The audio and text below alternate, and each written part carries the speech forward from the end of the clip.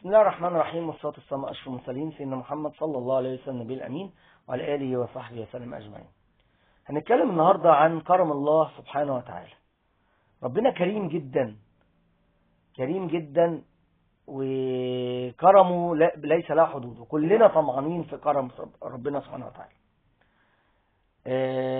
والنبي عليه الصلاة والسلام كان فاهم دي، وكان دايما يدعي أمتي أمتي. فراح ربنا في أحد المرات قال له: لو شئت يا محمد لأوكلت أمر أمتك إليك، أنت حاسبهم يوم القيامة، من كتر ما ألح عليه يا رب أمتي أمتي. فراح النبي عليه السلام فاهم، وراح قايل: لن أكون أرحم بهم منك يا رب العالمين.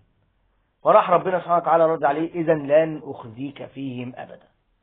فشوف الخطاب لمن يعرف كرم ربه سبحانه وتعالى. والنبي عليه السلام زعيم المؤدبين والمؤدبين، ورده وفهموا. الرجل الأعرابي فاهم ده. واحد من الأعراب بيقول، جه يسأل النبي عليه الصلاة والسلام: من يحاسبنا يوم القيامة يا رسول الله؟ فالنبي عليه الصلاة والسلام قال: الله. فالراجل استبشر جدا وضحك، فقال: فيما يضحكك؟ قال: لأن الكريم إذا قدر عفا. لأن الكريم لو قدر عفي. العفو عند المقدرة دي أخلاق الكرماء.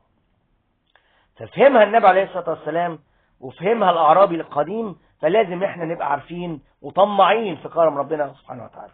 نسأل الله تعالى أن يعلمنا ما ينفعنا وينفعنا ما علمنا. السلام عليكم ورحمة الله.